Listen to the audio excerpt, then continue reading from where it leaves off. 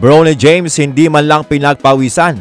Kamuntikan pang madisgrasya ang Lakers mga amigo. Clutch shots ni Rui Hachimura. Niligtas ang Lakers at LeBron James showtime assist on display halimaw. LeBron at Bronny James matindi ang pre-game warm-up. Tinirahan pa si LeBron sa 3-point territory. Sinimulan naman agad ni LeBron James ang laro ng isang corner 3-pointer, sinundan pa ng layup ni Austin Reeves at nagpatuloy ang mainit na shooting ng Lakers mga amigo. Sabay, nagpakawala ulit ng another 3-pointer si LeBron James para kumpletuhin ang 14-2 run ng Lakers.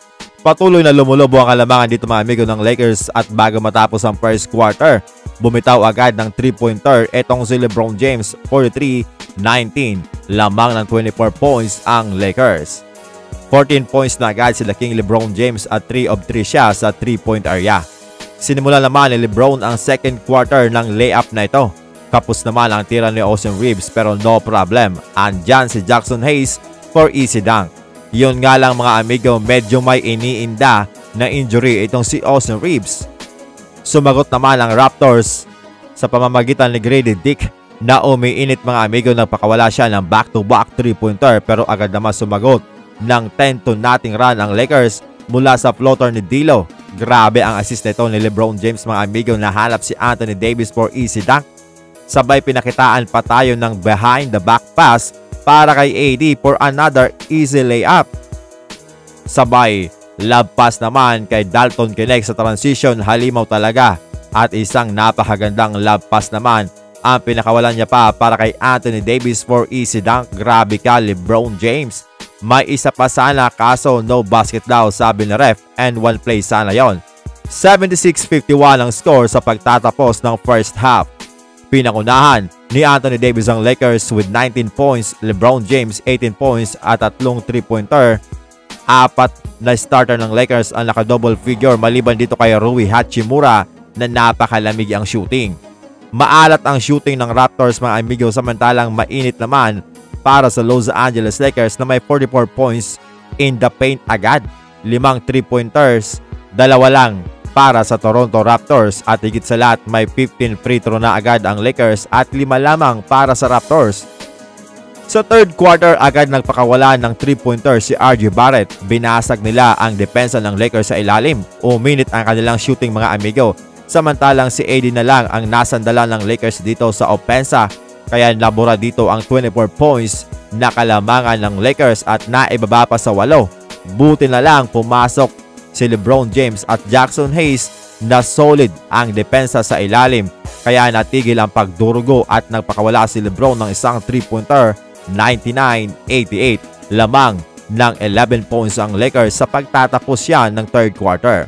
Sa fourth and final quarter, sinimulan agad ni Damian Mitchell ng isang 3-pointer para sa Raptors pero sumagot din agad si LeBron na isang tres.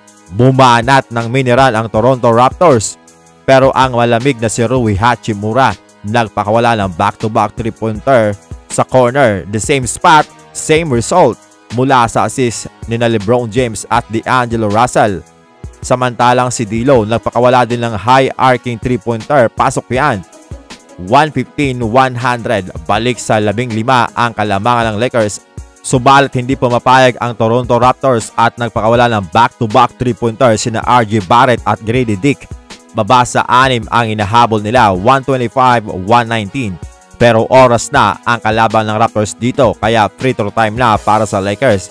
Ipinasok pa sana si Bronny James dahil sa request ng mga fans kaso kapos na sa oras at hindi man lang nakahawak ng bola.